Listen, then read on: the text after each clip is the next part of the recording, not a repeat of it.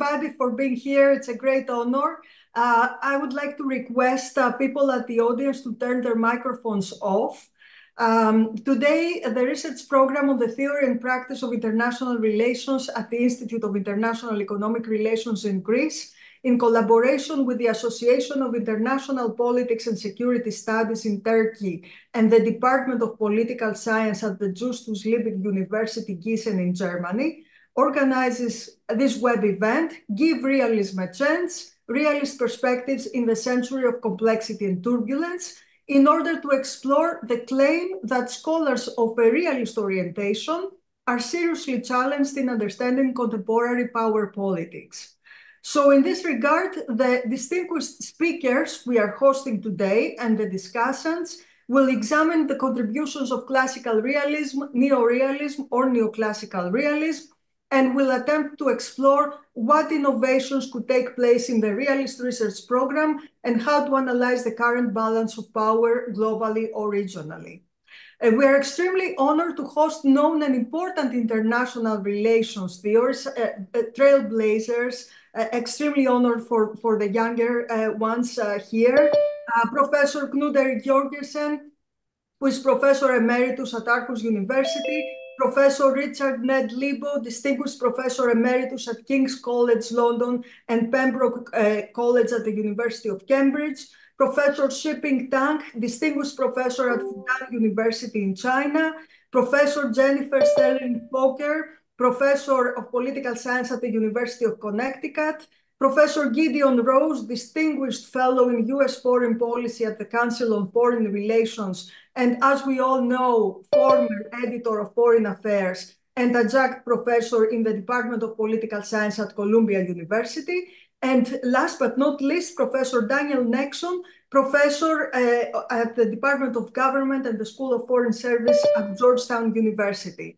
Thank you all for being here. It's a great honor. Thank you for accepting our invitation. We are also hosting 5 important theorists who serve as discussants. Professor Alexander Reichwein, who is senior lecturer in the Department of Political Science at Justus Liebig University, Giessen. Professor Charalambos Tsardanidis, director of the Institute of International Economic Relations. Professor Bezen Balamir, professor at TED University and president of INTPOLSEC.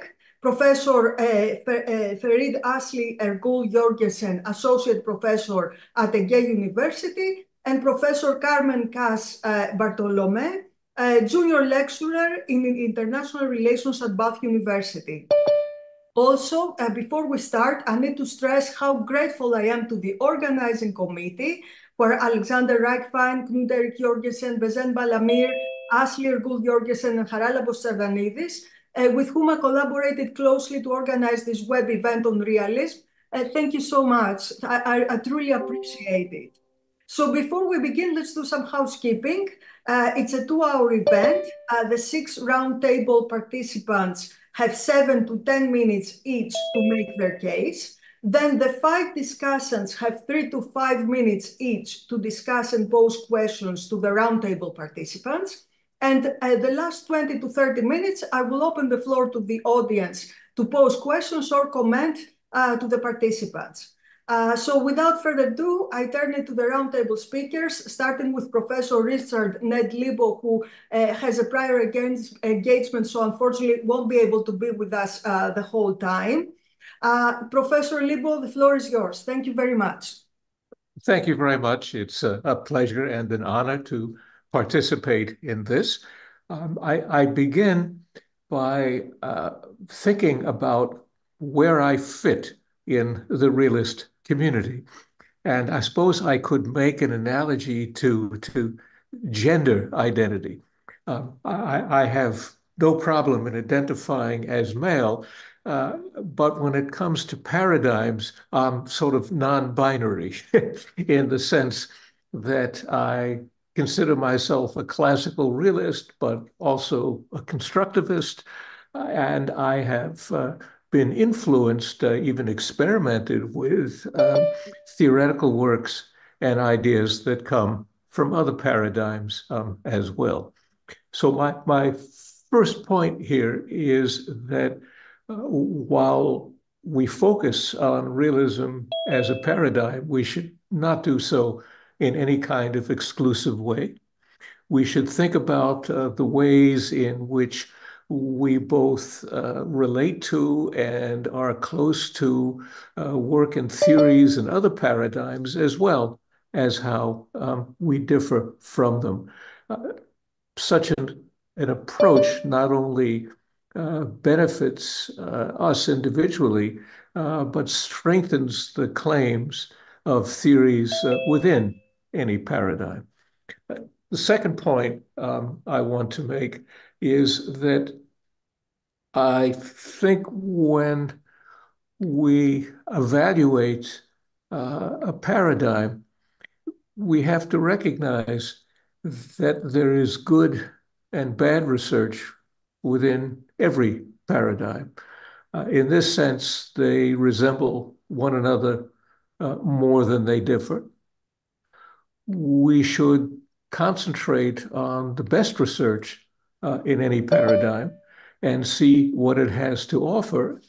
And my take on this is that the best search in any paradigm often goes beyond that paradigm, or if it stays within it, offers new understandings of some of the key principles that are, or assumptions that are central to this paradigm. A case in point is power.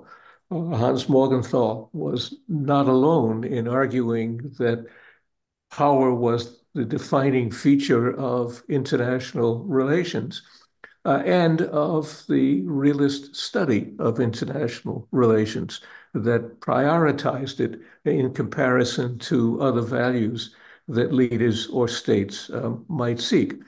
However, if we look at realist writings, we find enormous variance in both the understandings of what power is, how it should be researched, and also its relative standing to other kinds of motives. So I'm a realist in that I recognize the importance of power.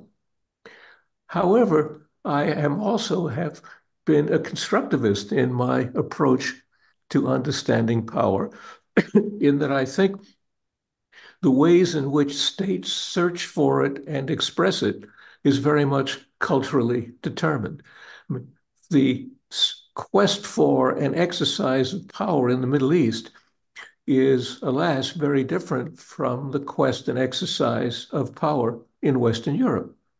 There are certain things that are standard practice in the Middle East that are strengst verboten, absolutely forbidden in interstate relations in Western Europe. It's not that power doesn't matter. It's that power is channeled and framed differently depending on the political, cultural circumstances. One of the things I think realists have to do is come to grips with this reality and make sense of these differences. In this connection, I would also stress that power and influence are not the same thing. And indeed, and here I differ strongly with Kenneth Waltz, who has, to my view, a rather simplistic understanding, but one that we can effectively use to see what really should be done. Material capabilities are not the same thing as power, and power is not the same thing as influence. I mean, influence may build on what might be considered power, such as military or economic might, but it's always applied, if it works, in sophisticated ways that require understandings of justice, effective means of diplomacy, trying to convince others that it's in your interest to do what you want them to do. So here, too, one needs to, if not go outside the realist paradigm, expand our understanding of it to make our operationalization of some of its key concepts more effective and compelling in our research. That's fundamentally what I have to say. Thank you very much, Professor Liebig. I turn it now to Professor Sterling Fokker. All right, thank you very much. Thank you for inviting me to participate in the roundtable, and also starting with Ned, who I couldn't agree with more. And in fact, some of the comments I'm going to say dovetail with exactly what he was talking about. But, and I should say, I think my talk will be about 9 minutes. I prepared some notes so I'd stay on track. So you guys can you can flag me if I'm getting too late and need to pass the baton to someone else. One of the things that I thought of immediately when I saw the prompt was how odd it was, right? That realist scholars are seriously challenged in understanding contemporary power politics, because I think it's so obvious that it's in this contemporary moment, it's the exact opposite. In fact, there is so much going on in the world right now that fits with realism that in some ways I almost fear that we'll backslide and not be analytically creative during this time period and just say, well, it's all power politics. But I think Ned is absolutely right. Thinking about going outside the traditional realist paradigm and thinking about interesting ways in which it combines with other things is what makes, I think, contemporary variants of realism relatively dynamic and really interesting. But before I talk about them, I just want to say, the point about how realism, this is in some ways realism's moment. For 20 plus years, we've been in a liberal world order. And suddenly all this upheaval and recidivism and backsliding is occurring. And what do I mean by that? So first we have, of course, have ongoing wars of aggression with the Russian invasion of Ukraine and what's going on with the crisis in Gaza right now. There's been, in general, a global repudiation of many of the democratic and institutional elements of the liberal world order, which was an order that the United States assiduously promoted and cultivated as the winner of the Cold War and as the global superpower thereafter for about 20 years. And this repudiation has occurred not only by other countries and allies who are challenging sort of liberal cooperative norms, for example, Brexit, or seeking to balance the US, liberal leadership, such as China's increasingly aggressive maritime policies, but it's also, of course, occurring within the superpower itself, with groups who feel left behind by this liberal world order or don't like liberalism for various reasons I'll talk about. And the result has been, as I think we all notice if we're reading the papers, a return of right-wing nationalism around the globe, its attendant racism, misogyny, and authoritarian impulses, combined with, I think, what we could say is an unquestioned hero worship of free market laissez-faire capitalism with borders on neo-fascism. So that's pretty recidivistic, if you ask me. And of course, we know about the latter, about the preferences for neoliberal capitalism, that they come out of American preferences, that they were being promoted by the Reagan administration and the Thatcher administration back in the late 1980s. But then when the US won the Cold War, those preferences then became global economic policies that essentially reshaped the capitalist markets in America's image. So essentially, governments around the world realigned with big business. They deregulated. They engaged in a globalization free-for-all, which effectively threw workers and democracy and the environment under the bus, which is just what Wendy Brown has been talking about for many years.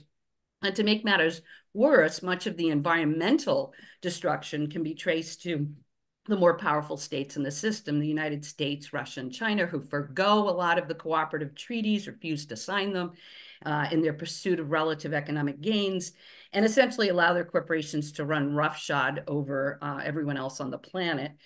So if that isn't realism, I don't know what is, right? Because that's pretty clearly what a realist analysis would talk about. And that goes right back to, Thucydides' warnings that the strong do what they can and the weak suffer what they must. Realism was developed as an analytical perspective to try to understand and explain these kinds of ongoing patterns.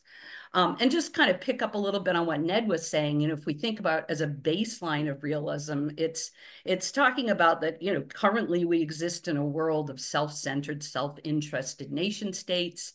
They engage in self-interested behavior. That's particularly true for the relatively more powerful states that tend to care about themselves before anything else and their own populations. But even then, there's tremendous variation where states tend to care about only a portion of their populations, usually the wealthier, more powerful elements within those populations, and not everyone that's underneath in their territories. They tend to be suspicious of one another and of cooperative efforts. They seek to balance one another. The bottom line is the preferences of the relatively more powerful end up mattering to global affairs, and it's clearly a key factor in all of the things I was just recounting that we can see occurring in the world today. And then, of course, there's the historical element. We have lots of realist scholars who've argued that there are patterns of rise and fall, that great powers, as they compete with one another, there's a sort of cyclical patterns of them competing, and as they rise, another one is as one rises, the other one, the prior sort of hegemon of great power is declining. And again, I think that we could argue that, and I don't know if Dan is going to talk about this at all or disagree with me, but I would say that I read the current moment as a time in which American power and influence is in decline, and that's part of what's going on here. And that claim fits in with a long literature of realists talking about those kinds of patterns and what's occurring. And for me, I feel like it's no surprise to see that patterns playing out relative to the post-Cold War liberal world order, which the United States have promoted, as its relative power and influence declines relative to other competitors. So for me, I think realism can really help us understand so much about the contemporary moment. But I want to also mention, because I know this was part of the prompt, that I am, alternatively, I would call myself a neoclassical realist or a realist constructivist. And which of those two I would subscribe to rather depends on what I'm trying to explain or understand.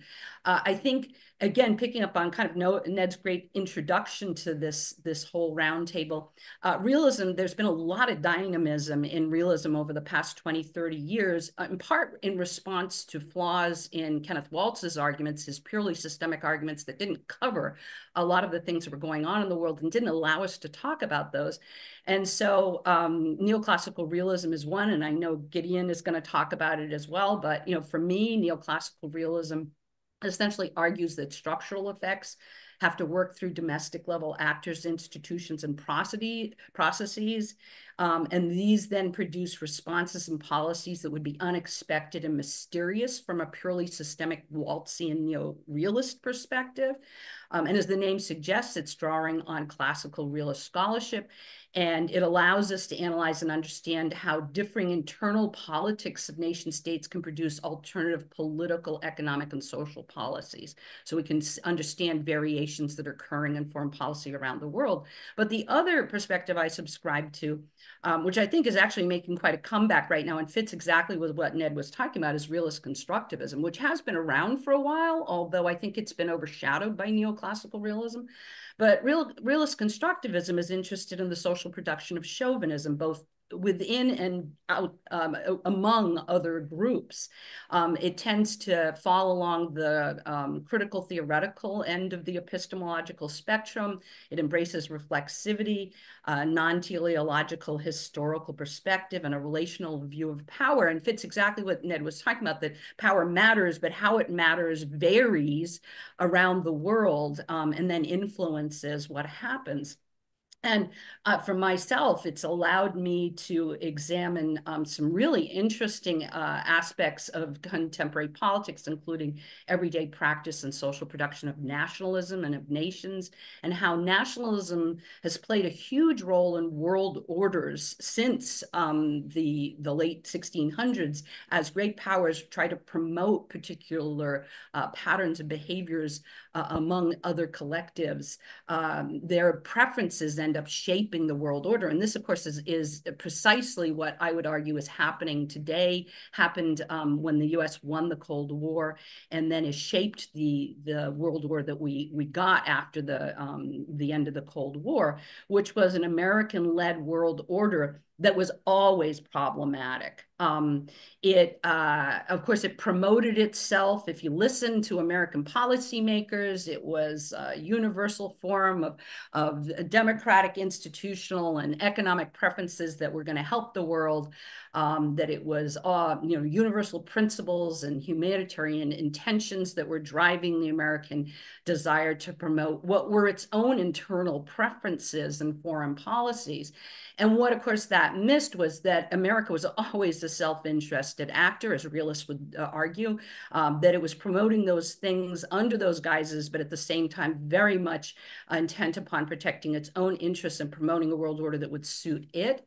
And then if you adopt a realist constructivist perspective and you start really looking at what's American history and what's gone on there and what constitutes American nationalism, you can see how the social production of chauvinism in America is still very informed by white superiority and white nationalism and racism, by patriarchy and misogyny, by Christianity, and of course the unquestioned devotion to free market capitalism and big business that deems workers and the environment as completely expendable. And again, this is what I think a realism that's combined with some of the other ideas that we can glean from other theories really helps us understand how the dominant power of the last 20 plus years essentially promoted a world order that ultimately ended up creating a backlash, not only among the nation states subjected to it, but within its own society by the racist and misogynist elements that didn't like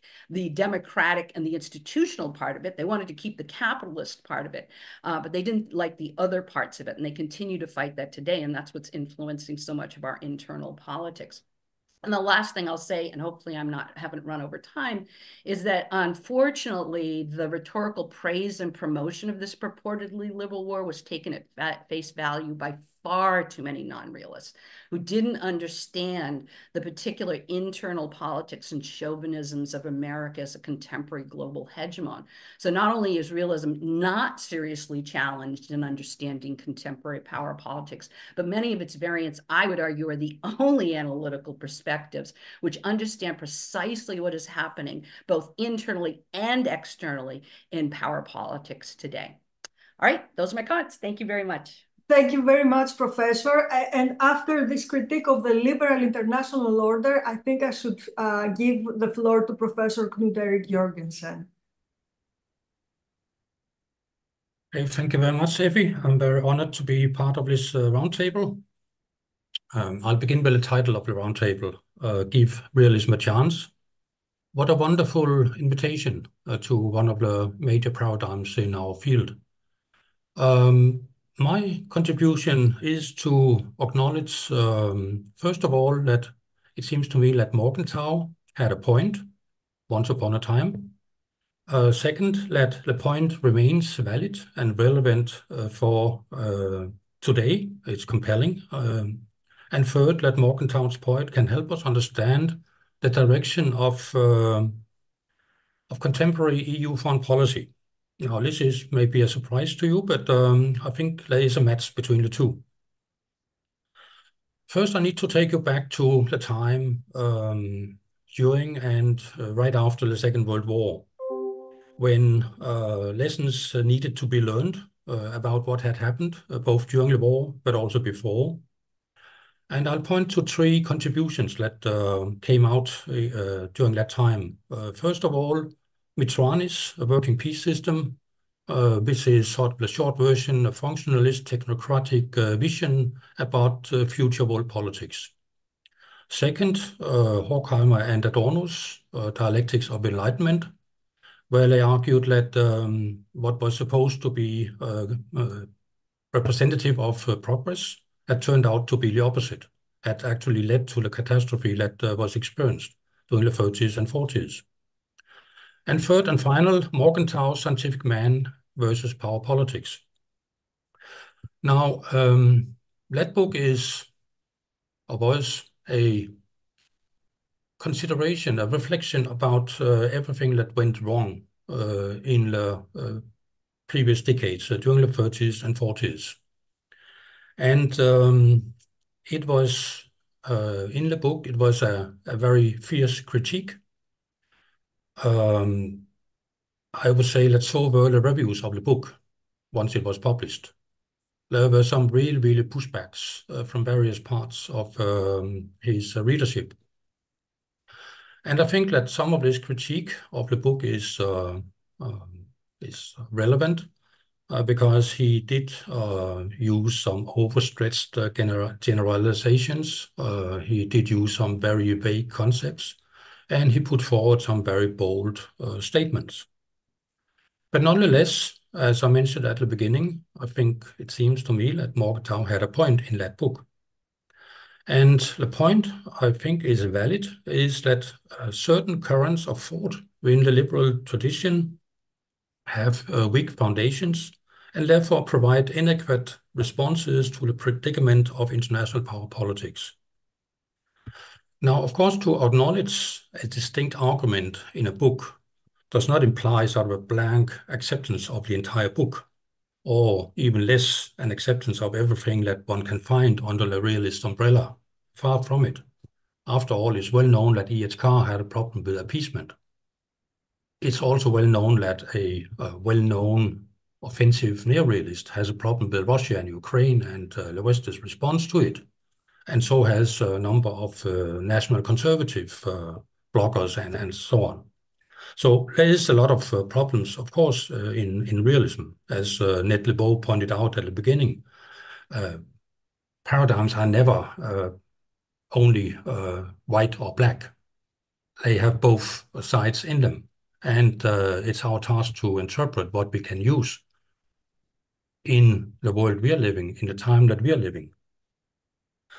Now, instead of focusing on realism and its problems, I will give realism a chance and proceed why I believe that Morgenthau's point remains valid and relevant. And in order to do so, I make two observations. First of all, the EU's conduct of foreign relations has for decades had all the liberal characteristics that Morgenthau criticized and warned about. You find a lot of language, foreign policy language coming out of the European Union that mentions friends only. There's never a rival or competitor. There is only a focus on economic political dimensions. Multilateralism is very much in focus. And it's all about soft power and very limited coercion. And I think this is some of the features that Morgenthau warned very much about in that book that he published back in 1946.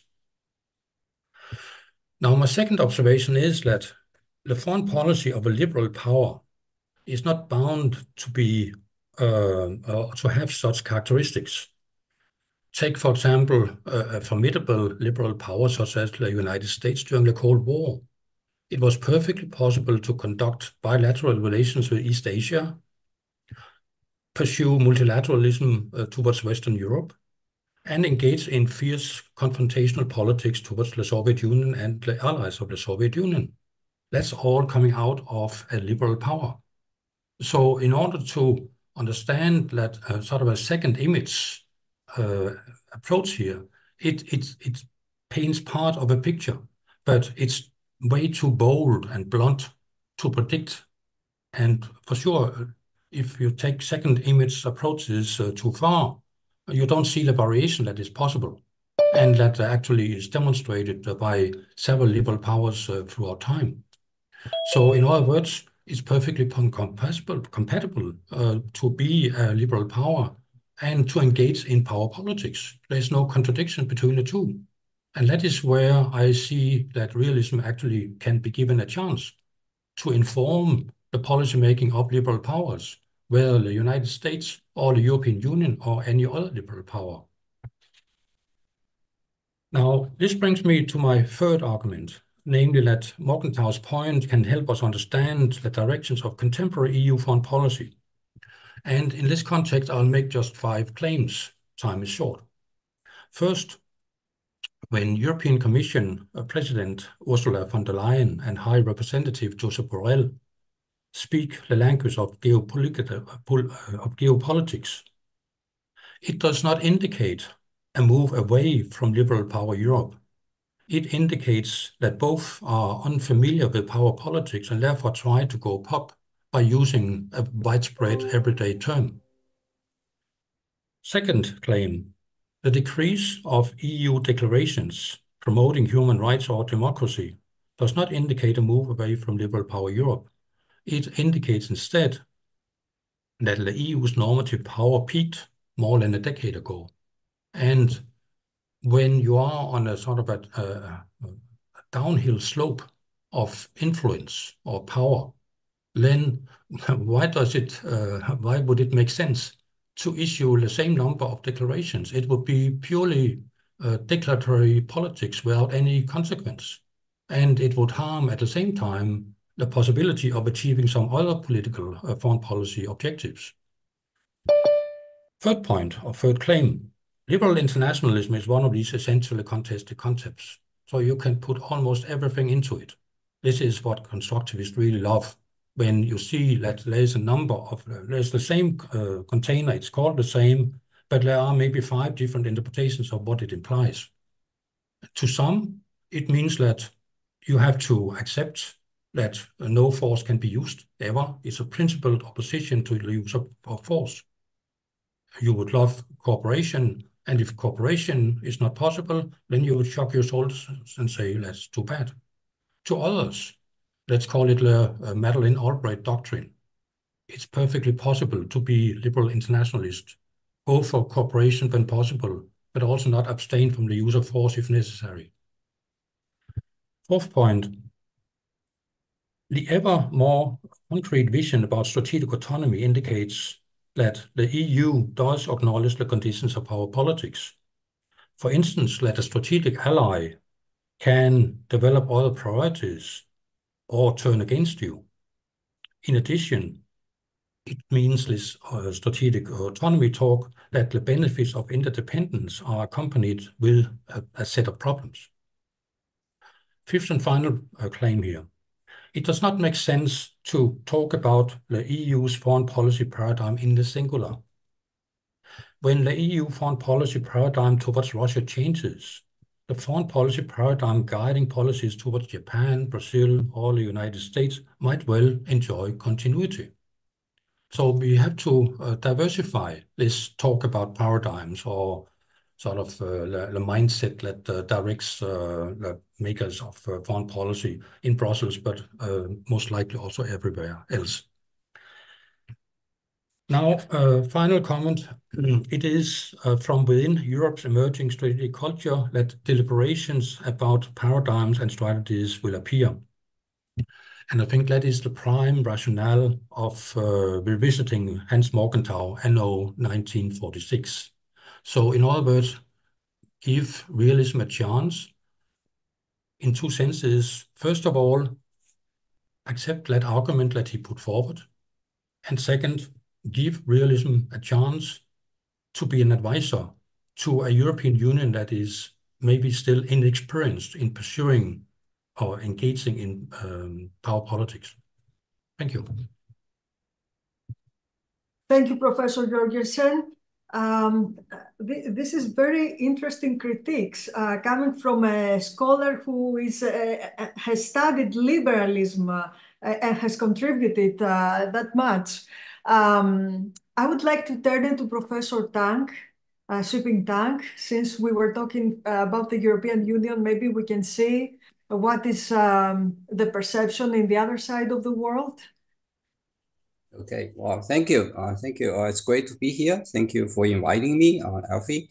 And it's great to see some old friends, old colleagues, Nat, Jennifer, and Dan, and to be able to meet many new European colleagues. Let me begin with a kind of like similar to Netherlands' disclaimer in a way. So I have written a little bit on realism, different strands of realism, but I don't classify myself as a realist per se. I think what we need is really give a realistic thinking a chance in a way. So I don't think academic paradigms, whether it's realism or constructivism, they are really too useful for understanding the real situation we are facing. So what I like to use the term is really say, give realistic thinking a chance, right? So now, so I like to say 5 things. One is, I think even if we talk about realism, we do acknowledge there are different kind of strains within realism. I see the most fundamental difference is between offensive realism, aka known as Mearsheimer's theory, versus defensive realism, which may be known as Jervis theory. I think that's a very fundamental difference because it really operates on how we cope with uncertainty over other states' intentions, right? So offensive realism essentially assumes the worst case regarding other states' intention, whereas defensive realism, including other non-realist theories like constructivism or neoliberalism, they don't really assume a worst-case assumption over other states' intention, and that's a really critical difference. I think it's much more critical than, say, neoclassical versus a structure or human nature realism, Margensaw or more social psychological theories.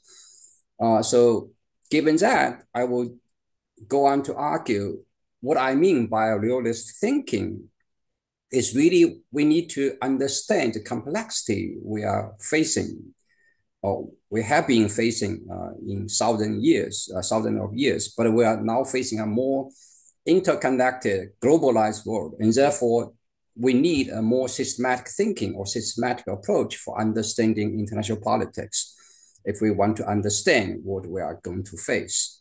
So I use a fairly minimalist kind of definition by saying realist thinking is to understand and grasp the really complexity we are facing today and try to design certain policies for coping with some of the complexities. And we can draw from different academic strains or paradigms. So we can have institutions from neoliberalism. We can also have certain kind of identity shaping, including reducing nationalism, chauvinism, imperialism per se, from constructivism. So I think what we really need today is really to have a more realistic thinking about what we're going to face. And by that, I really particularly mean we want to combine at least 4 different levels of thinking, right? One is, of course, the more structural international situation. The second, of course, is more domestic politics. And the third is really human nature or human psychology. And the fourth, I think, is increasingly being clear since the coming of EU, as Erik, Professor Jørgensen has already said, it's really regional, right? So we are increasingly seeing regional dynamics, partially driven by the model of European Union, but also by some other regional projects from East Asia, Southeast Asia to Latin America to Africa. I think the only region that really doesn't really have a more or less concrete regional project is the Middle East, which we're now seeing today. So I think to kind of recuperate, it will be international situation, domestic, human nature or human psychology, and regionalism. So, and then I want to highlight in the last two points I'm going to highlight is I want to first highlight is certain trends, or what I call the emerging trends, as mega process within international system. Normally, we don't actually really look at them as a part of the realism domain, but I think it's very important for us to kind of understand how these trends, which may not be the intentional outcome of any state's behavior, it can be emerging properties within a system. I like to highlight like four things. One is really the coming of global capitalism, economic development by all the developing countries. They all trying to get rich. And of course, globalization, right? So that process has been going on for the past 5 centuries at least. And the second is really the coming of the information age, which I think is really in the last 30 or 20 years in the making. And now we're, of course, seeing the AI age, which, of course, has already been able to influence how we think, how we look, how we actually talk, eventually how we publish, actually, right? So we're now seeing a lot of AI-generated content, AI-generated pictures, but also papers, I think, to some degree, right? So those two things are really technological driven, right? The third trend, which I think is very important, is really all exogenous shocks generate delayed, unintended, accumulative effects because we are living in a social system. So we can name, quite a few, right? So the, Brexit, Trump election, maybe we're going to have another Trump shock. And then, of course, Russian invasion of Ukraine, COVID-19, and Israeli Hamas conflict in Gaza. So all these things are going to generate unintended, accumulative, delayed, and indirect effect. And I think it's very difficult for us to really comprehend all these effects without some kind of systematic thinking. And of course, the final trend will be, even though it originated as a bilateral kind of a rivalry, it's going to have really global impact. It's similar to the old Cold War, but it's a different Cold War. And that, of course, is the US-China rivalry, which I think is going to last at least another decade, maybe 2. And all these things are going to have long-lasting impact upon how we see the world and how we try to cope with the world. So with all these upheavals, I would put that, what I'm going to kind of expect. I don't have a crystal ball, but I think we need to at least admit there are 4 different big pictures we can kind of keep them in mind. The first, I think we can expect more, maybe intense international volatility. So we may actually see future shocks, and that is beyond what we can really comprehend with even with the big data or computational technology we have, right? So we cannot really expect to predict what we call the black swans, those kind of stuff. The second is, I think, even with all those international volatilities, we are going to still expect certain some predictabilities within the international system. Otherwise, we cannot really go on with our life, I guess, to some degree. So we still expect to see there are some regularities or patterns between how states and the state interact, despite Russian invasion of Ukraine or Israeli Hamas war. So we're going to see that partially because we are still living in a rule-based international order. I don't use the liberal international order per se, because I don't think a truly politically liberal international order has ever been in place. Because by liberal international order, we mean a state or any state within the international community is going to have a vote, whether he or she is of the state will submit to an international order. But no international order have existed due to voluntary voting by states. All international orders have been made by, I'm sure Dan will have more to say about that. So all international orders have existed in the past, in history, or even today, have been imposed by victorious powers in the last major war. So there has never been a liberal international order in the political sense. The liberal international order we're talking about is a more economically driven, as highlighted by Jennifer said, the marketization, privatization, all those kinds of globalization of production, finance, and of course, technology. Right? So I think we're still living in a more or less rule-based order, but this rule-based order will be more contested. It's not just going to be contested or imposed by the United States and its mostly Western European allies, but also by other states, not just from China, India, or Brazil, but also by all the other small to medium-sized countries. They all want to have a say about international order, which I think may be a welcoming thing, because it will mean the future, the rule-based order in the making will be more democratic international order, because it's going to have to take different voices, different contestation, different agendas into consideration before they can come up with certain rules.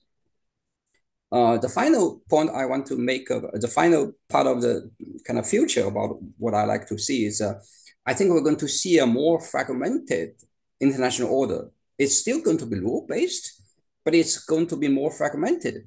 But that fragmentation has a certain limit, because, as I said, most of regions other than the Middle East had more or less a regionalism project going on. So I do see regionalism as a complement to the global international order. So we're going to see a mixture or multiplex kind of overlapping regional orders plus the global, say, economic order. Even though we're going to see, more contestation, these kind of a fragmentation can be partially understood as a manifestation of the loss of, at least the partial loss of legitimacy of the post-Cold War US-centric international order we live in the past 2 decades or so. But I do think that order actually has already shown a sign of decline or decay in 2008 or 2007 financial crisis, or even we can go back to the US invasion of Iraq in 2003, because as a hegemon, the United States has so much impact, has so much influence upon how the international orders operates. And therefore, what the United States has done or had done really going to impact how other countries react to the international order. So the final kind of a last sentence I want to kind of emphasize is I think we're going to face more uncertainty, and this requires more realist thinking other than, say, realism per se. Thank you. Let me stop here. Thank you, Professor Tang. This is very interesting. Professor Rose, I think you are the perfect scholar to chip in after this critique about the liberal order, the US unipolar moment, and everything that's going on in the world right now. Thank you. Thank you very much. It's a privilege and an honor to be here among such a distinguished company and discussing such important topics. I see the same world that the other panelists are seeing, and the question is, how do we interpret it? The goal of scientific theory is to explain a lot with a little, to abstract from the blooming, buzzing confusion of reality, to see some sort of underlying structure that causes patterns to replicate themselves, to continue to exist, so that you can interpret what's going on in a coherent and sensible way. We have much greater success with that in the natural sciences than in the social sciences, for reasons that we all know, and in many of the other social sciences more than in political science or in international relations. That said, there's a reason why realism, I think, has been such a long-standing dominant theory in the field, because, frankly, it has an extraordinarily good track record of explaining the vast majority of human history over many, many millennia, since the dawn of time up until very, very recently, with a very small parsimonious model. Realism, in Isaiah Berlin's terms, is a hedgehog theory. It knows one thing, but it's a big thing. unlike Fox theories, which no locks.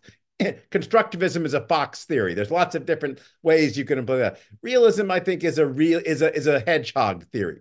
What it basically says, in its essence, from all the different versions of realism, is that human communities operating under anarchy are led from self-interest and a quest for security to behave in ways that can conflict with each other and spiral easily into conflict and war. And that pattern occurs and has occurred through practically every phase, every region, every time in human history. And the result has been a recurring succession, not just of rising and falling powers, but of war as the arbiter of those disputes. Anybody who doubts that has been the pattern of human history should just take a look at Azargat's War and Human Civilization, which is an absolutely masterful demonstration of the extent of what you might call realist actions throughout the entire history of humanity up until very recently. And so the question is, if realism has been very good about explaining, and people who have not theorists or statespeople or communities that have not understood that and understood that that's the game they were playing and played it well, have disappeared or lost. So that's the basic insight of realism over time. And the question is, does that logic still hold for today? Or have other developments emerged in recent centuries, in recent decades, that in effect trump the realist problematique? I would say there are two big exceptions that one could point to in the contemporary world to realist predictions and thinking. One is the fact that for 8 decades now, there has not been great power war at the highest level. There has been what we've come to know as the long peace. This is an extraordinary and unprecedented phenomenon. It has coexisted not with world government, not with absolute domination, not with a change in humanity, but essentially a continuation of international politics without the admixture of violent means, as it were, at the very top of the system. So one question is the long peace going to continue? If the long peace continues indefinitely and for a substantial time going forward, the realist notion that anarchy and self-seeking behavior under anarchy inevitably leads to great power conflict, that's pretty problematic because it can't explain the very fact that you have this peace and stability at the top of the system. The other big phenomenon that I would say flies in the face of what realism would lead us to expect is indeed the European Union. There was a very long stretch of time in which European political communities fought each other pretty regularly and in a very cyclical and recognizable pattern. That does not seem to be happening now. The very fact that that Knud can talk about EU foreign policy as opposed to French foreign policy or German foreign policy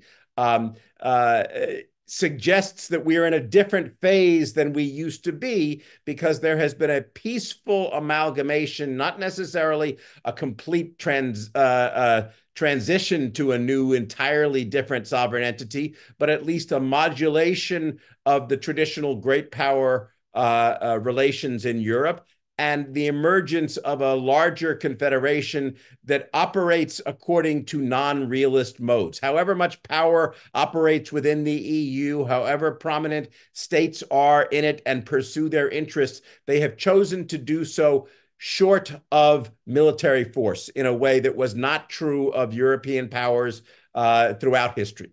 So, and by extension, the liberal international order more generally, however much it may not have lived up to the hopes and fears that people had for it, however much it may have fraying around the edges, the very fact that you've had a much more consensual policy towards global governance, that you've had essentially a great power condominium, that the United States has chosen to cooperate with other great powers on a kind of a team basis to enforce international security and global order over many, many decades is something that you would not necessarily have predicted in the realist mode.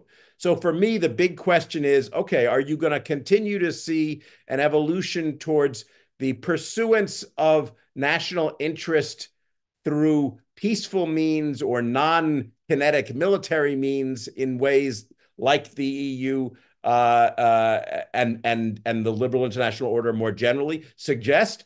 And are you going to see the continuation of the great power peace at the top and the long peace at the top of the system? If those persist, realism has to be modified or at least needs to be adjusted. If those don't persist, the anomalies resolve themselves and we're back where we've always been throughout all of history.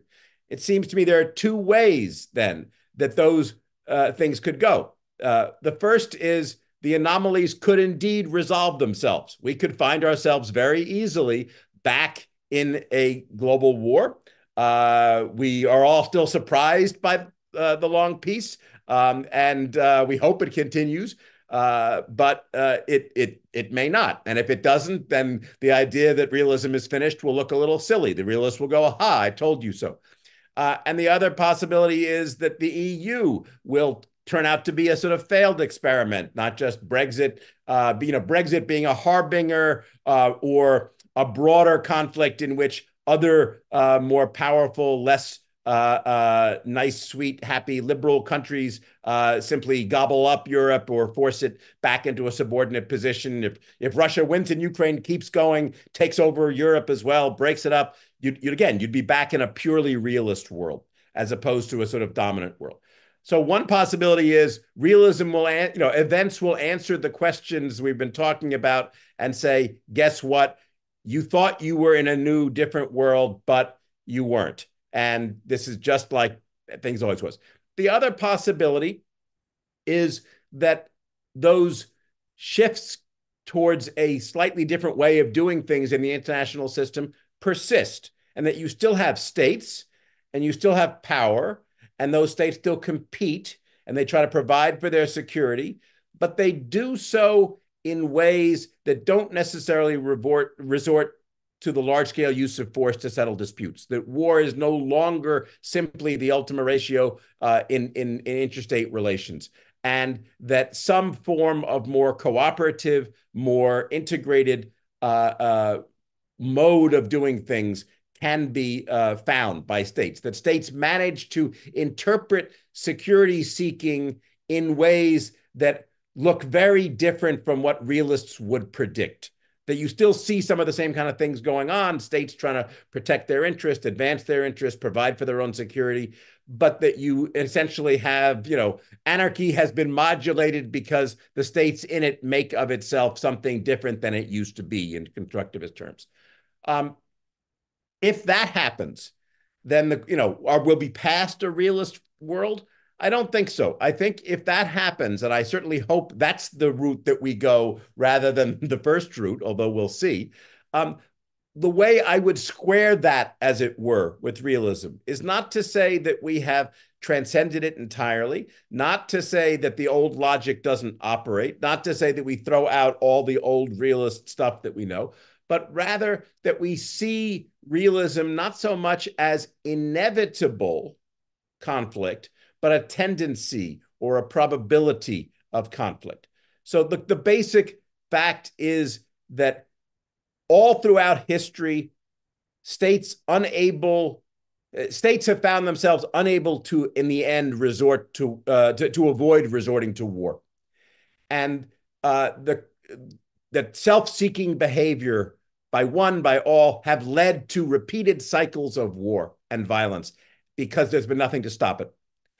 And the hope that I would see, and the reason it's not just sort of, oh, namby-pamby, I wish things were better, is that in the modern era, in the last century, in the last 8 decades, you've had 2 developments that could allow us to hope that we can live in a slightly less vicious realist world, in a more modulated realist world. One is that nuclear weapons have raised the cost of conflict so much larger than they were in the past that even rational states who are jockeying for security and position and influence find that war, interstate great power war, is just simply no longer a useful mechanism for achieving their goals. That just wasn't true in the past. It may be true now thanks to nuclear weapons. The costs may be so high that they could help us get out of the terrible, inevitable deadlock of realist politics. We don't know yet, but so far we've done a lot better than people have thought in that regard. And the other, on the positive side, is the development of capitalism, the development of an integrated global market, the development of complex interdependence allows, and this is where Europe comes in, it allows countries to serve their interests through cooperative ventures and ways, and to advance their population's goals in ways that don't necessarily require simply predation on others. And that the EU represents a choice. It represents a decision to pursue interests of the countries involved in non-violent, kinetic ways, and to do so through a measure of democracy and a measure of cooperation and a measure of peace. And however cynical we may be about the EU's operations, they're different now than European politics used to be in the past. You can see the lineaments of the old battles and disputes, and they're afraid to be honest. But if Europe can manage to hold together and provide a model for the world, and if the United States can manage not to screw things up as much, you could imagine a world in which the upsides of cooperation and of working out the inevitable conflicts of nations under anarchy in non-violent ways could combine with the upsides of capitalist complex interdependence in the modern world and the downsides of nuclear war. Both of those could make the standard realist problematique of nations under anarchy pursuing their interests ending up in a big giant boom, which they always have. They could make that less likely now than in the past, and we could keep skating forward in which power would still operate, nations will still continue to exist, but their conflicts may be modulated by the addition of other factors in the equation that previous millennia of realism didn't allow for.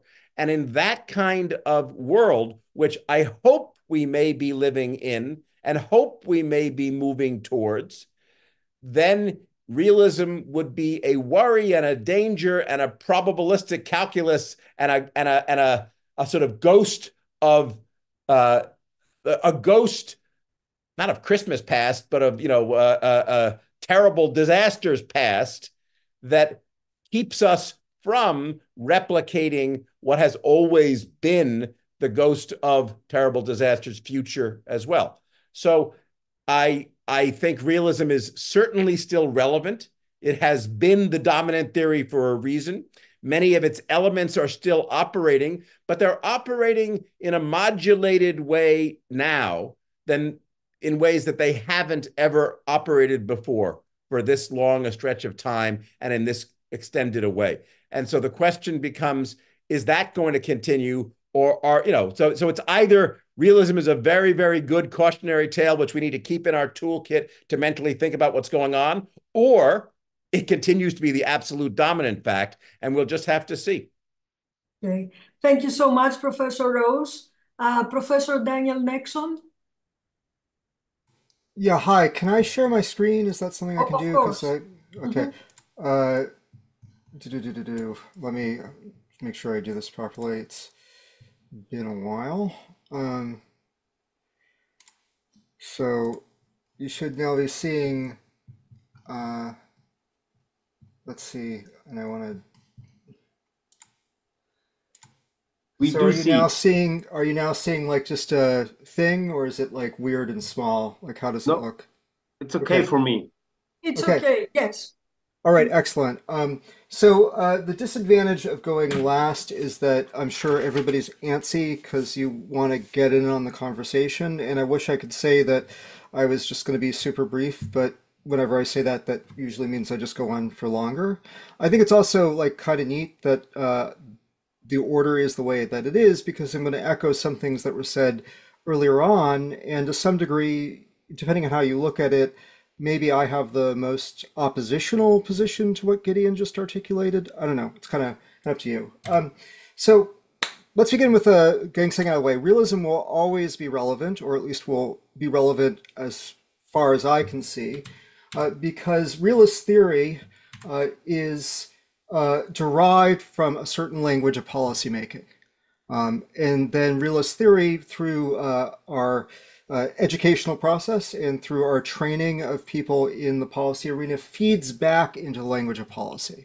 And so even if realism ceases to become important in academic IR, where it is increasingly occupying a very small niche, it will always be relevant in the policy sense. And one could argue, in fact, that realism is sort of a refraction of a certain style of policy making and policy discourse, particularly as it existed at maybe in the interwar period and the early post-war period. But we don't have to go there. This doesn't mean, however, that realism is awesome, right? Or that realism, as it's currently practiced in the field, is awesome. If we want to think about like why we're talking about the relevance of realism, or the sense that realism is on a roll, or that realism is becoming more salient, I think some of the other speakers already mentioned the reasons. We can think about certain kinds of statements that are floating around: a new era of great power competition. We live in the rise of nationalism. We're talking about decoupling and de-risking as states, as Waltz predicted, have looked at too much interdependence and said, whoa, maybe some autarky would be a good thing from a national security perspective.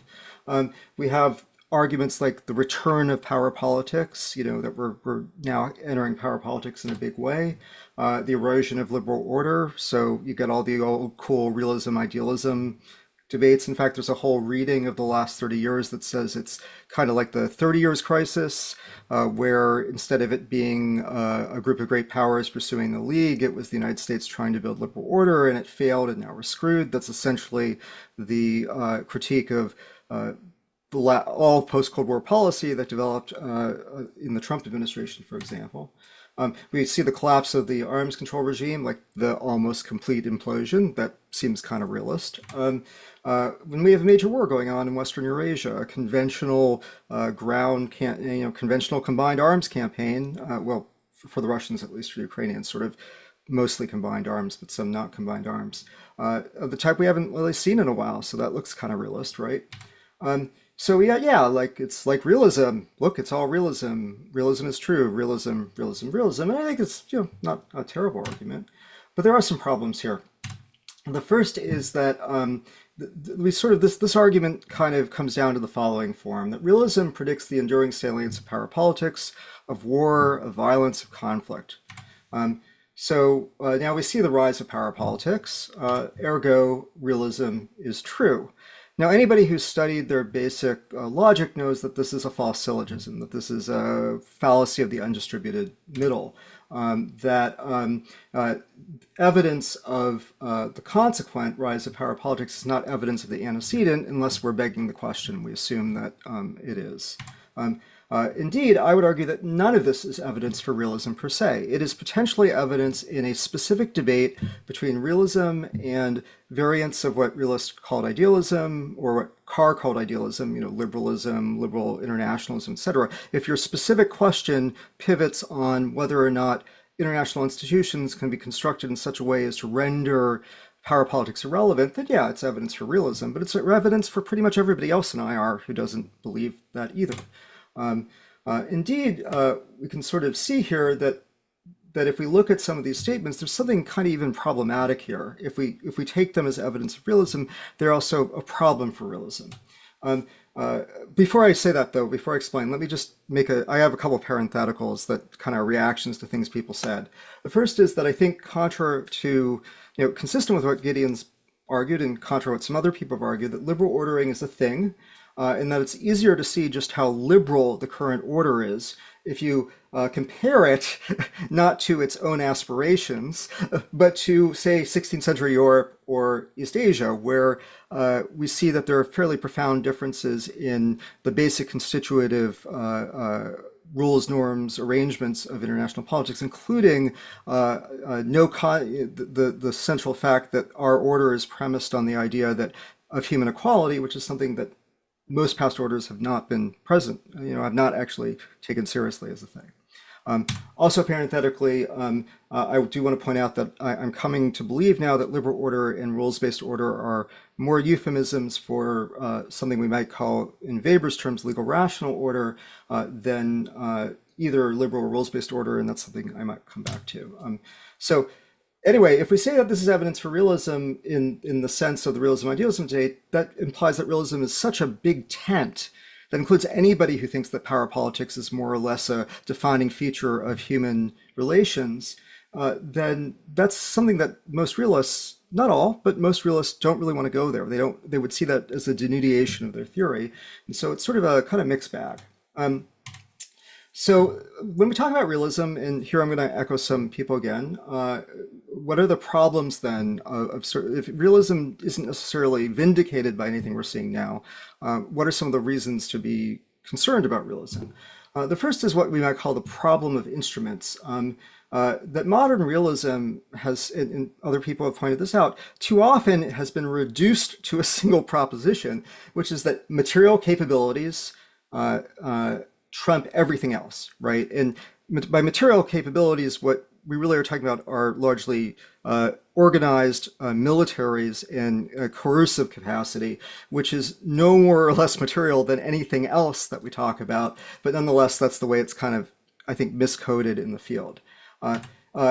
Now, classical realists were more pluralistic. They had longer lists of power. Carr talks, a lot of them coming out of the interwar period saw propaganda as a key tool of power, saw diplomacy itself as a form of power, etc. So have had much more expansive understandings of what instruments might matter or might be part of power politics. And I would argue the policy domain is even more so, right? That policymakers see international institutions, symbolic and cultural capital, all of these things as potential instruments of power. And while it may be in some sort of broad sense that if you can blow something up, that might trump things in sort of the conduct of international politics, I would argue that in many respects, non-military instruments are even more salient to what happens in the everyday world than a lot of military ones. The other problem here is that variation in instruments is therefore kind of hard to explain. Realists don't have a lot to say about that, and that variation in domains, like what arenas are power political. There's also the problem of anarchy, and the simple fact is that power politics happen in non-anarchical settings. So if anarchy is what explains power politics, then how do we account for the fact that power politics happens in the office? I actually am kind of a fan of anarchy arguments, but I think they have to be highly conditioned. And that the human nature alternative, the so-called classical realist alternative, is not that interesting, right? So, okay, human nature means that we have power politics. Okay, great. That's a starting place, not an ending point. There's also, as Jenny has alluded to, the problem of analytical closure, that realists tend to naturalize their concepts, and except for in a few domains, there hasn't been as much innovation as you would expect in realism. There's also the problem of availability and confirmation bias. Put simply, that exceptions are seen, I have a thing about this, but I'm running out of time, but essentially that realists tend to say, okay, well, if we see some evidence of behavior that realism would expect, then this is evidence for realism. But even in the context of, say, a lot of non-realist behavior or behavior that realists don't say that they expect. So there's a lot of kind of biases that go into realism that I think helps to, at least as presently practiced, that helps to maintain analytic closure. There's also the problem of prescriptive versus explanatory theory. We all know this one. This is a real problem for people like John Mearsheimer, which is that when you pause an explanatory theory, but it's also a normative or a prescriptive one, and then when things don't work out explanatorily, you kind of move back and forth. By the way, I would just point out that I think a lot of the puzzles that animate a lot of these debates would go away if we shifted from talking about national interest and state interest to regime and leader survival. But that's a certain point. So the alternative I want to talk about very briefly is that we treat power politics as a research program. that power politics, that we just sort of say, okay, we should go out and study power politics, qua power politics, not as a subset of realism. That there are power political episodes in which states or other actors used a combination of instruments, power resources, and logics, and that realism tends to emphasize the type of instrument you're using, but instead we should probably emphasize the logics, that you can pair any logic with any instrument. So you can do balancing through anything. It doesn't mean it will work, but this is what we saw kind of come out of the soft balancing debate, that you can divide and rule by threatening to attack a state, thereby fragmenting a coalition that might be in favor of policy you don't like, or you can do it through information warfare or flooding the zone or whatever. That we're talking about a limited number of ways in which power politics is practiced, but with a lot of different instruments. And in fact, what shifts over time, interestingly enough, are the toolkits that states and other actors have. So there are infinite ways you can combine instruments and logics, but we see a tremendous variation across time and space in the bundles of those combinations, those gambits, if you will, that states and other actors turn to. So as my frequent collaborator Stacey Goddard likes to say, calling a great power conference was a power political maneuver in the 19th century. It is not really one now, or if it is, it's in a very different sense. We have all sorts of concepts of deterrence and ways of practicing deterrence that entered as a result of the nuclear revolution that didn't exist in the 19th century or the 17th century or the 16th century. So we should be interested in explaining that variation, particularly because it's likely the case that technology and capabilities are affordances, not the sole cause of what are in states' toolkits. I guess have I gone going on for 11 minutes? I need to stop. So I'll just say that we could talk about how we define power politics. I can talk about that later. But the key point I want to make here is that power politics can be more or less expansive, and that a key social process, as scholars of securitization have pointed out, is what kinds of arenas of competition or possible competition become relevant to something like great power politics. Are sporting events relevant? Are cuisine relevant? Is food diplomacy a thing? Is information? Are cultural sites important? Are tourism forms of power politics? Does the field of tourism, of patents, become an arena of power political competition? I did an article a few years ago on how space became an arena of power political competition, particularly the idea of getting first in space, which we argued was contingent. It wasn't necessary. It didn't have to be that way. And indeed, that important variation in world politics probably has to do with the number of potential arenas of competition that become relevant to power politics. I'm going to stop there because I am over time, but that would be kind of my position. Realism is relevant, but it needs to be a more heterogeneous, more expansive version that doesn't see realism as owning or synonymous with the study of power politics and realpolitik. So. Thank you, Professor Nexon, and thank you all very much. I didn't want to interrupt anybody because I felt that we do not, especially here in Greece, we do not have the opportunity often to listen to theorists and get their point of view and get this plurality of views. And that's why I didn't interrupt. I felt it was very important. I'm not sure if Professor Liebig is still with us. I understand that you have a prior engagement, and I apologize if you need to leave. I would like to thank you. It's a great honor. Thank you for being here with us, and I apologize for keeping you longer. We're not in schedule, but it was very important to let everybody speak. Well, I was delighted not only to participate, but to listen to everyone speak. And I do regret that a rather urgent matter requires me to leave. I wish all of you well, and I hope our paths cross in the near future. Thank you. Thank you very much. Have a good day. So I would like now the discussants, if you could please keep it, your interventions to be short, up to 3 minutes, in order to have some time for discussion between you and the roundtable speakers. I would really appreciate it. I will start with Professor Reichwein. Yeah, thank you very much. I would suggest to jump directly into the debate with the with the audience, to be honest. But I will make 1 minute 3 points, and not to discuss all this great content and speeches, but to provoke a bit and to open the floor for discussion, maybe. First of all, it seems to me that there are a lot of changes in international politics and a lot of continuity, which brings realism back on the agenda, or realism was never away from the agenda, so realism is still there. And it seems to me, first of all, that it's worth to have realist perspectives on international politics. And this brings me to one question for everybody.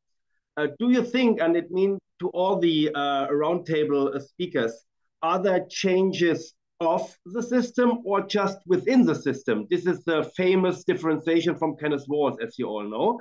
And if the latter is the case, that there are just some changes within the system, then everybody is still in a realist way, and we have to theorize changes within, because if the changes are of the system, then realism is at an end.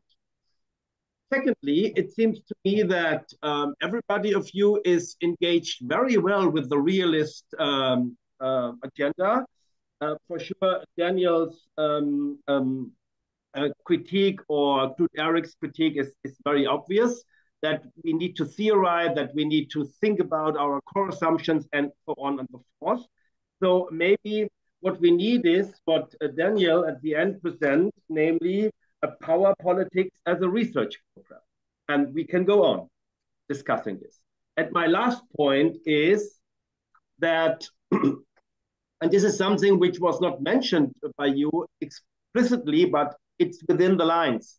How political should realism be, given the fact that we should, in my understanding, not leave realism to John Mearsheimer, who tries to rationalize, who tries to deny, who tries to make everything in line with his 5 bedrock assumptions, and the political consequences for realists, for the realism as a paradigm in IR, for everybody of us, is very, very clear. And I think we have also to think and discuss and write against this narrowly understanding of realism as the strong gets what it wants and the weak has to suffer, because this is exactly, in my understanding, what John Mearsheimer is arguing, and this is not realism in my understanding. So I leave it here. Thank you, Professor Eichwein. I think we should go, like all discussants, pose at least 1 or 2 questions. This should be the fair, and then we can engage the audience as well. Professor Tservanidis, would you like to pose a couple of questions? We cannot hear you. Now? Yes, we can hear you now. Okay. I have 1 point and 1 question. First of all,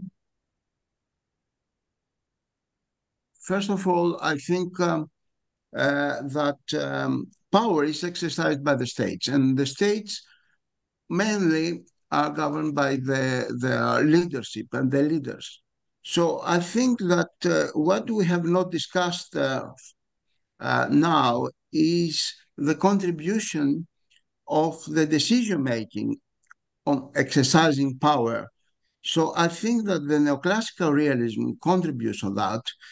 And if we bring in our analysis the methods of foreign policy analysis, then we will be able to understand the power and the exercise of power perhaps much better. My second, the question is as follows. After the Second World War, despite the fact that we are living in an anarchical society, according to the realists and neorealists, there was a stability under the framework of the hegemonic stability, at least in the West, where there was a hegemon. I wonder myself, and this is a question, if the notion of hegemonic stability is useful now. It could be applied, not, of course, at the same manner as it was after the Second World War, but on a regional basis, that means that perhaps stability could need some hegemon if we speak about mega regions. This is my question.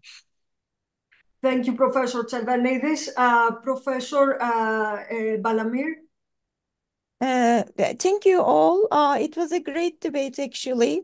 I don't have specific questions, but I have shared some ideas that may trigger further discussions. Given today's global challenges like climate change, ecological degradation, migration flows, pandemic, food security, etc., we are living through the worst of the times. So the power transition period actually is taking longer than expected, and we don't see either US reclaiming its hegemony or any other great power proclaim its hegemony. So the system is in limbo. That's the main problem. Existing international order, international law has been constantly challenged. As Prof. Tang say, the system is fragmented, and this fragmentation of the system driving us back to the Hobbesian state of nature, unfortunately. So the realist approach, viewing the state self-centered, self-interested actors are constantly challenging. Social production of chauvinism, as Professor Sterling Folker referred, is everywhere, and the rise of ultra-right authoritarian leaders have been making this liberal work order more and more fragile. So we know that neoliberalism is agonizing, liberal institution is not perfect, is not working as expected, and couldn't perfectly explain this in the case of the EU. We see a similar situation in the case of the UN.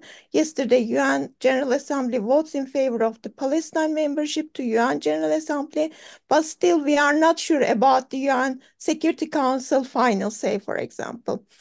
Climate change, global warming are pressing issues that produce many global and national security threats. And instead of collaborating to solve these pressing global issues, states or maybe governments prefer to follow a destructive path. So in this slide, I may second Professor Tang's statement about to give realist thinking a chance by decision makers. So it's the interest of the nation states to give up chauvinism, nationalism, authoritarianism, and join forces to deal with the global challenges. So which is stated by one of the future paths of realism by Professor Gideon. So I really thank you, because there are students here listening to you, and I think it's a real eye-opener debate for all of us. Thank you. Thank you, Professor. Professor Ergül Jørgensen. Hello, thank you, Effie. Firstly, let me extend my sincere gratitude to all the esteemed speakers for sharing their insightful presentations. What I want to talk about is actually what is realist about realism. It sounds very naive, but please bear with me. And I guess I'm going to pick up from where Daniel Nixon asks, does saving realism require destroying it? And within this context, I would like to share some findings of our article with Knud Erik Jørgensen, which is actually closely connected with this roundtable, I believe. So at the beginning, let me say that these are ontological questions, which is about the foundational principles of realism, and delve a little bit about the historical roots and unravel the complexities of realism's acclaimed timeless wisdom and implications actually about it. So, of course, it's a fact that realism commands significant attention and acclaim in IR, but I'm not really sure whether we think the realist theory is popular and strong because it's a successful theory, or we are made to believe its capabilities because of its more vocal audience in big numbers.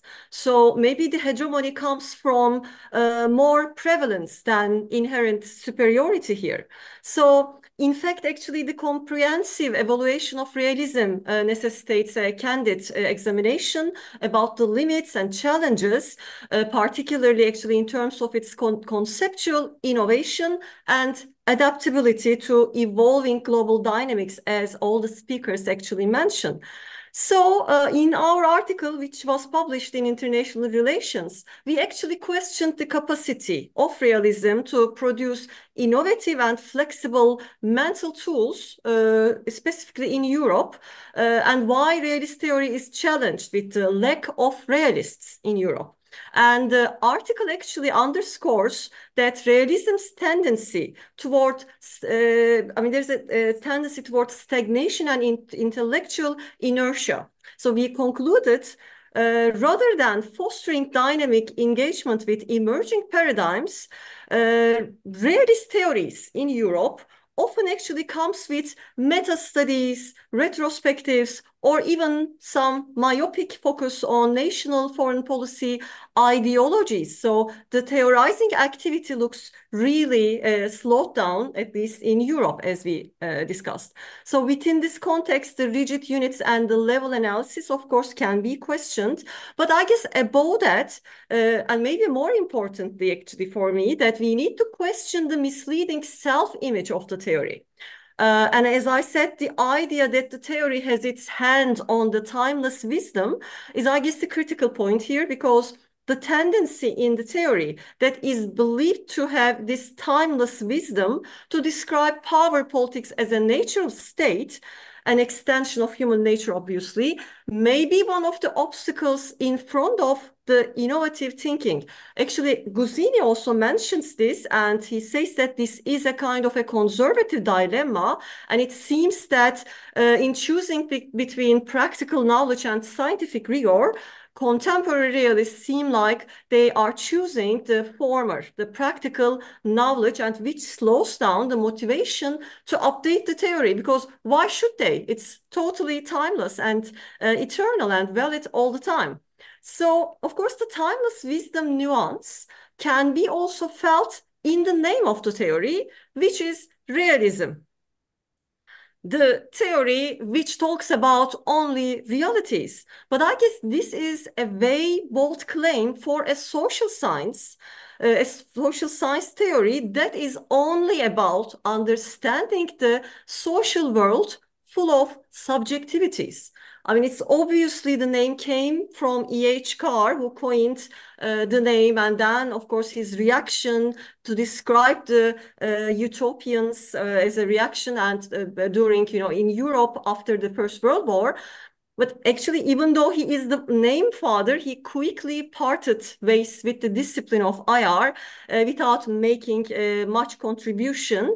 And ironically, actually, it is more important to keep in mind that his intellectual legacy is marked by ambivalence, as his advocacy for realism was really tempered by nuanced appreciation for liberal principles and the pursuit of peace. So, of course, it's Morgenthau who shaped the theory, systemic pattern of power, anarchy, national interest. But actually, I have not seen any explanation why realist theory is realist. What does make it, holding the truth? So maybe the foundations of realism that we need to check through historiography here. So, of course, the theory did not emerge from nowhere. It's rather actually the inspiration. It's the outcome of the inspiration, intellectual inspiration in the era. And you can actually, even though the most common explanation from the realist is to find far-fetched connections to Thucydides, Hobbes, and Machiavelli, which can go back to thousands of years ago, actually we believe that many, if not all, conceptual blocks in realist thought can be traced back to the currents of European thinking between 1848 revolutions and to World War II. So you can actually go back to, if for power, you can go and check German Machtschule, German historicism, or Italian sociologist Mosca and Pareto talking about power analysis, or Ranke's talking about, the bold claim about describing the world as it is, or, Menike, raison d'etat, social Darwinism, maybe Hawkins, even actually Marx talking about materialist explanations can be actually the inspiration. I'm not even mentioning the pessimismus, okay, culture pessimism, but which you can find it in even Schopenhauer and Nietzsche about, you know, the reaction against this optimism in Europe. So even though we do not say that realism embedded in social Darwinism or Machtpolitik, the intellectual blocks are actually getting back to this power politics, you know, pessimism. So obviously Morgenthau and Carr got really inspired from these intellectual blocks. Then what makes realism realist? I mean, what is the self-fulfilling prophecy here? What is the claim of I'm a realist because I see the reality? So, I mean, aren't things real that exist other than the state, power, interest, or anarchy? Or if it is realism that can see the realities, are the other theories hallucinating? If the real reality is power politics, then what is gender dynamics, free market economy, inequality between rich and poor, or identity? Aren't these real? So it's only power politics real? I mean, I know this sounds really naive, and they are, and they should be. That's why I really appreciate the question of Professor Nexon that shouldn't we first destroy to create a new realism? So maybe we should really go back and reread the misleading self-image, which creates the unnecessary battlefield for a theory which actually steals the valuable time and energy. So maybe it's not, of course, it's impossible and not viable to change the name of the theory, but of course, it may be still useful at least to leave aside the claim of domination over reality, which kills the ambitious scientific spirit. So in the end, it's not a truth teller, it's just a theory with its limited tools and concepts to understand the complexity of the world. So, and my question as a general one at the end, isn't it time for unlearning realism? Thank you. Thank you very much. Professor Chas, if I pronounce correctly your last name. Okay, thank you. Yes, thank you. I will make a few very brief general points and questions, which somewhat build on the discussion, especially. And I will preface this by very quickly saying that I found the discussion enormously interesting, especially with the very different types of points that were made. And I will try to keep this as brief as possible to give some more time for discussion, since I think I'm more interested in to hear what the speakers have to say than speaking myself, possibly. And first, what would be some of the advantages about being diverse paradigmatically when approaching and thinking or regarding realism, or when thinking about realism as a broad church of sorts? Or alternatively, as an alternative way of phrasing this question, have we been thinking too narrowly about realism as a theory?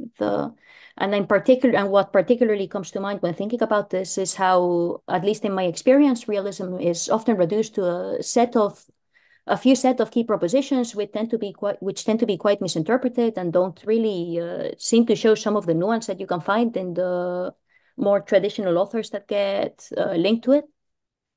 And second, can realism actually account for or offer a valuable vantage point from which to think of some so-called modern or contemporary victories in relation to international law or international norms that are quite different, perhaps, from how they were seen even in the 1970s, 1980s, or going back?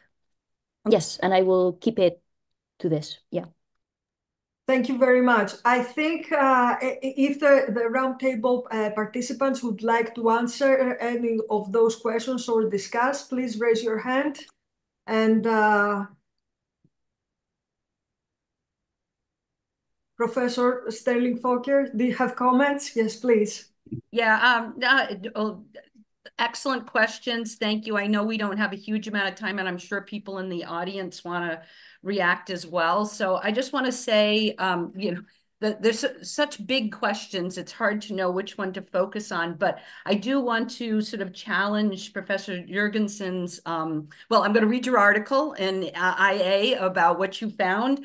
My own experience is that there's a huge amount of dynamism going on in realist thinking right now, in particular among younger generation. I'm older generation neoclassical realist. I'm encountering younger generation scholars every day who are interested either in revising and working on neoclassical realism in very innovative ways, or, as I said, working on realist constructivism and thinking about that. I do think one of the differences is where people align on the positivist versus critical ends of the spectrum, and that a lot of the dynamism is at the critical end of the spectrum. And this also layers on to nationalism, because Americans tend to be the positivist end. So those American scholars are the ones that tend to give you, this is the 5 assumptions that realism makes, and here's a scientific way of approaching it, which is not the way I would approach realism, and I don't find it very compelling. But you're absolutely right that that is one of the dominant modes of realist theorizing. I just argue that there are also critical theoretical realists out there as well. And then just really quickly, again, I'm just going to go back to Alex's question. Do you think there's changes of the system or just in the system? Really interesting question. And I guess it depends on how you define the system. I've always made a distinction between system and structure. Based on my reading of Waltz, that structure has to do with polarity. Those things certainly can be changing, maybe affecting global politics, but whether the system is changing rather depends on how you define it. I don't define it simply as anarchy. I just think anarchy's there. It's some environmental condition that we're all in. But I think that, capitalism is a system, right? It's a global system. So if you focus on that, I don't see that changing. I tend to think of the system as a nationalist system. I don't see that changing. In fact, I see people doubling down on nationalism. But I realize other people may have totally different reactions to that question. Thank you, Professor. Professor Tang. Yeah, thank you. Well, I have to leave, but I'm still in my office. We close our gate around 11, so I have to leave 5 minutes. I want to respond to one particular question. I think it's about climate change. I actually forgot to mention that I think climate change or global warming is one of the major emerging trend, which produced by human activity, of course, since a few millennium. But, most realists hold a fairly pessimistic view about human nature, but also, politics. So I think most realists will understand or admit that usually we cannot really be too optimistic about, how humans behave, especially when you have a political context.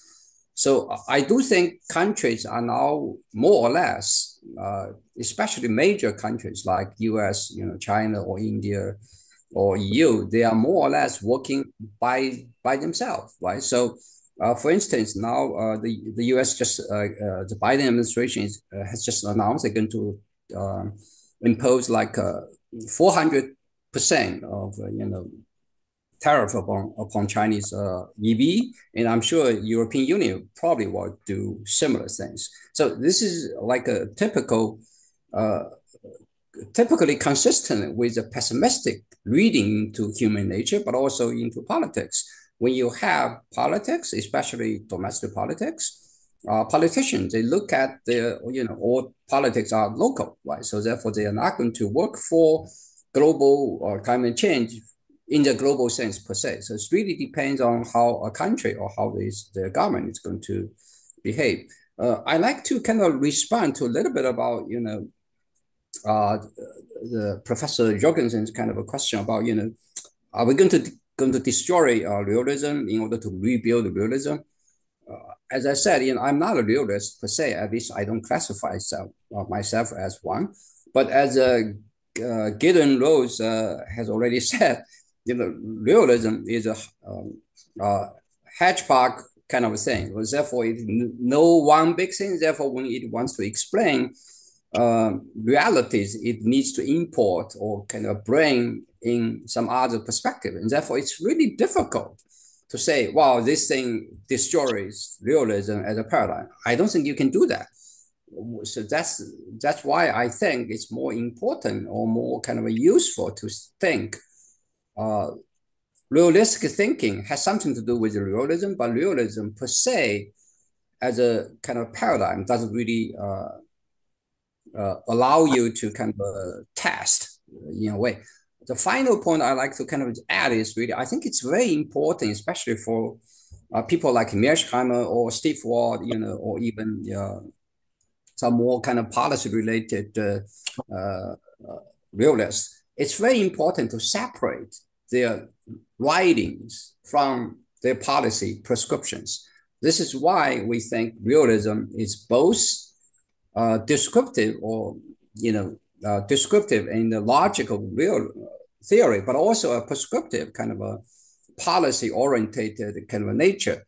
And this actually, in a way, I think it's one of the major strengths of realism, in the sense realists, by their admission, they want to face the social reality in a more or less realistic way, rather than an abstract ideation or ideological way.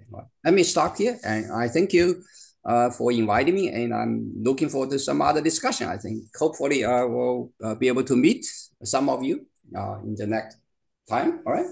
Thank you so much. Thank you, Professor Tang. Thank you so much for participating. All right. Bye-bye. Good night. Good night. Thank you. Thank you very much.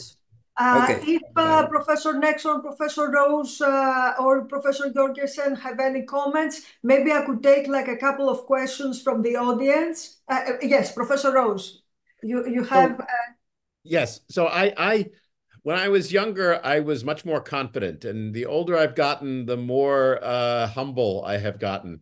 And the way I teach this to my students now is I say, look, foreign policy is a little bit like orienteering. You're trying to make your way through this world that you don't really know, and you have a bunch of maps available to you. And IR theory are like the different theories are like different maps of the world. And instead of thinking which is the only or the best map, we know from statistics, you don't throw away a data set or you don't throw away a bit of information just because there's another one that's better. You incorporate them all in some kind of comprehensive way. And in the same way, the clear question to me is, different maps are useful for different situations. A map with rivers and geographical features is crucial for some things. A map with bathrooms or gas stations or roads are crucial for other situations. And so to me, the way to think about this stuff is realism is a map that tells you about how power politics can come and screw you. And it's important to have that map available and to think about it so that you don't have to regularly do a Zeitenwende when the world comes to bite you in the ass. And you don't have to basically think like Homer Simpson, oh my God, I forgot all around that I shouldn't be relying on the goodness of Russia and economic relations to keep me safe. But there are other, liberalism is a map that tells you there's a wonderful, good opportunities that you don't have to always end up in conflict and that maybe you can cooperate. And there are various other maps that one can use. And so rather than think of this as which theory is better, we should be thinking about this in terms of which theories are applicable to what situations, and be sort of humble rather than arrogant in our application. And I think everybody comes to maybe a lot of males in particular, fight it out as if it's a sort of ego gratification. My theory is bigger or better than yours, when the real question is it applicable in this particular situation and useful? Thank you very much. Professor Jørgensen. Thank you. First of all, I've enjoyed this roundtable tremendously. I have just 2 points. I have an answer to Alex Reichwein, whether the change is within the system or of the system. In my reading, it is both. The system is changing, the interstate system, polarities are changing, absolutely, and we should therefore describe how they are changing. At the same time, I also very much subscribe to John Ruggies' concept of the global public domain, which is kind of an additional system that coexists with the interstate system, and it is just as relevant to consider. That's also why I very much like Gideon Rose's map analogy. Yes, we need different maps for different situations and for different knowledges that we want to have. Where I maybe have sort of some doubt is this hedgehog analogy, because I guess realism cannot be a hedgehog. Realism is a tradition, and a theoretical tradition can never be a hedgehog. If it can be anything, then it can be a family of foxes. And I think that Jennifer has just confirmed this by saying that realism can handle almost everything. Thank you. Thank you very much. Professor Nexon, do you have a comment? Let's just get it to the audience. Okay. Are there questions? Please raise your hand so I know.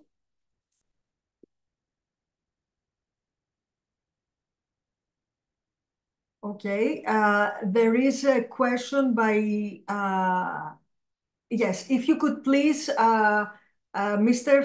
Filari, if I pronounce it right. Yes, introduce yourself and ask your question. Thank you. First thing, thank you very much for a thought-provoking meeting. It's a great pleasure to listening to both the participants and the discussion. So my question would be, is realism still sexy? Because if we look at, for example, your old man social media like YouTube, you would see a lot of geopoliticians for the like of, let's say, Peter Zeihan. Or if we look at the ostensibly realist scholars that are actually getting those likes on the platform, it would be unfortunately Mersheimer, right? So what's the problem here? Are we doomed to this Google Maps version of political realism that is so close to the atavistic geopolitics of 19th century? Because it's simple, so it resonates with the people? Or is there a chance for more, let's say, scientific theory to actually seduce the imagination of people and talk to them, really? Because, and that's my pessimist take on it, it's rather like the social realism as a social science theory is doomed because of the simple economy principle. It's just too long and convoluted. People on the YouTube don't want to listen to that. It's too complicated, yeah? So anyway, I would like to hear from much smarter people than me. What's your take on it? Can we as realist scholars actually say something that would be interesting to the general public? Thank you. Thank you. Mr. Vlachakis? Do you hear me? Yes, hello. Do you hear me? Yes, we can hear you. Okay, thank you. Thank you very much. Thank you. I want to congratulate the organizers for this excellent colloque, which really is very on the actual debate about the theoretical models. I would like to say something on what we've heard before, rather as a comment, and then as to put a question. The comment is that I heard about the EU as a model of let's say, synergetic model in international relations, which is true, certainly is true, and for a kind of guaranteeing a perpetual peace in the Kantian model, let's say. But my objection is that the EU construction and the EU integration wasn't based on the realist perception, the realist theory. It was maybe in the very beginning, but later the evolutionism, the EU evolutionism was rather on other models, theoretical models, such as functionalism or even constructivism, which was many times mentioned here, but I don't think that constructivism is exactly the opposite of realism. But anyway, this is another question. This is another story. Well, what is my my comment is that I find here a kind of contradiction, because we're talking about realism, but EU model wasn't really a realistic model. It was rather a functional model. This is the first comment. The second comment is that when I saw the title of this colloquium, give realism a chance, I didn't have. I was a little bit astonished because I always had the the impression that realism is valid one or another way is valid. Never was out of the context of as an explanatory model in international relations. So after the coming back of the war, somehow we have the accuracy of realism being in the stage as a current explanatory model. So it is rather a contradiction on the title of the colloquium. Realism had always its chance to be a dominant or one of the main explanatory models, despite the fact that I'm not so convinced realist. But anyway, and my question is, do we think that the newly appeared international order, if there is such, I think that we are far from having a new international order. We are rather in conditions of creating another architecture and another structure in the international system. Do we believe that with the main assumptions of theories such as new liberalism, we can go ahead talking about the main assumption of which is that if we are going to create conditions of interdependence, we are eliminating the risk of the war. Okay. So this is my question. I will have to interrupt you here because we will yes, not have time. I finished. I apologize. Thank you very much. And if there are no other questions, would you like to answer these two questions? Professor Rose, I see you're smiling. We cannot hear you. Oh, sorry. Yes. We'll need to regather for more colloquia. Okay. Yeah, if I could just address something interesting to the general public. Well, I want to bounce off of something Gideon had said about realism as a map of how power politics can come back to bite you. It's also, in a sense, if you want to fix racism, misogyny, protect workers' rights, human rights, if you want to prevent environmental degradation and all the nasty stuff that we've been talking about that's occurring in global politics today, you need to know what you're up against.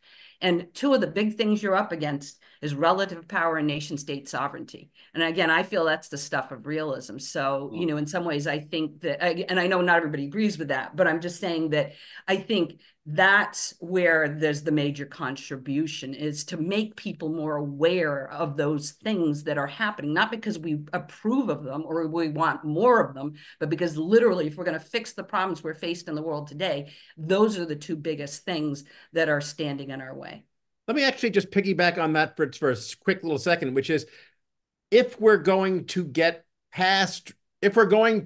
move beyond realism, it has to be through rather than around it. The problems and the issues that realism have highlighted have been central in human history and have caused a whole lot of problems. And our hope can't be that they just go away. It's that we develop ways of dealing with some of those basic problems that don't involve the destructive costs of military action the way they used to in the old days. So even if one wants to get past realism, one has to go through it and find ways of getting around the problems we used to solve with military means.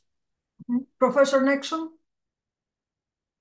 Yeah, I just wanted to say that part of what we're dealing with here is a tension that you can go back to Carr or earlier, but a tension between realism as a critical theory, right? That is, realism as an approach that says, hey, let's see the kinds of power political interests and the kinds of capabilities that undergird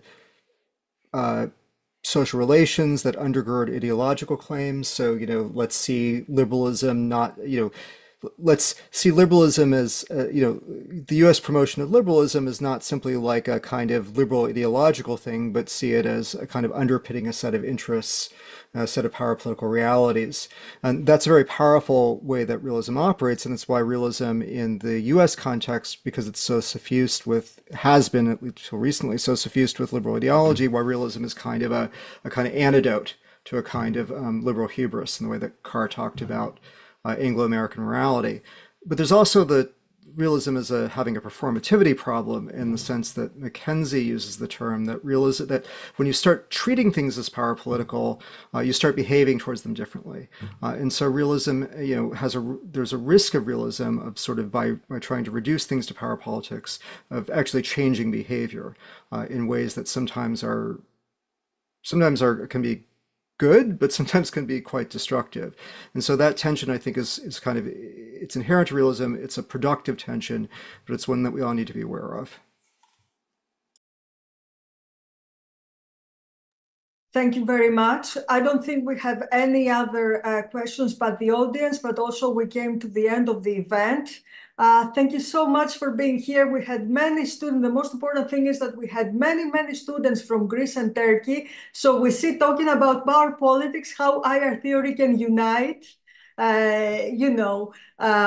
people, and for that, and that's why I know that I wasn't very strict with the time, but I thought that it's one in a lifetime opportunity for the students to listen to theorists of your caliber, and that's why I did not want to interrupt you. I apologize for that, but I felt it's so essential since we organized this event. I would like to thank each and every one of you. It was such an honor. We learned so much today. I hope we have the opportunity to meet you in person as well in the future, and to host you again, because we are planning other events on IR theory. Before I conclude, Professor Eichmann, you have a comment?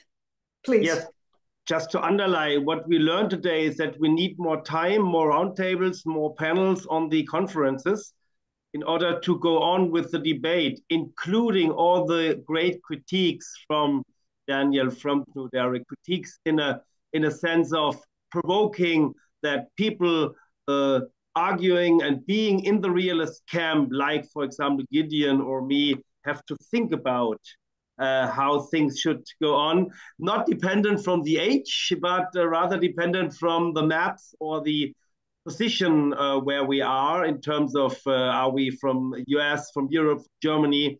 And so this was the biggest success of today, except the fact that there had been so many people from Turkey, Greece, Cyprus listening to the roundtable people. Mm-hmm. This is something I just want to underline. We need more time, and we should go on with this. Yes, we will. We are planning a round of these web events, and we're definitely going to invite you all in the future. We are delighted to meet you. We're delighted to learn from you and to listen to your insights. And personally, as the head of the research program, I have no words to thank you for so generously accepting my invitation without knowing me personally. I'm very humbled. So thank you, everybody, the scholars, our discussants, most importantly. Thank you all for chipping in, for your insightful comments, your questions. I hope we had more time to discuss, but we will in the future. Thanks to all the students and scholars who were in the audience. It was a great honor to host everybody, and we're saying au revoir till the next time. Have a good day. Thank you very much. Also, before we close, thank you very much to the organizing committee. Without them, I couldn't have pulled this through. So the organizing committee was essential. Thank you so much. Yes, a special thanks goes to you and also Alexander. Thank you so much. Thank you very much. Have a good weekend. Bye, everybody. Bye. Bye.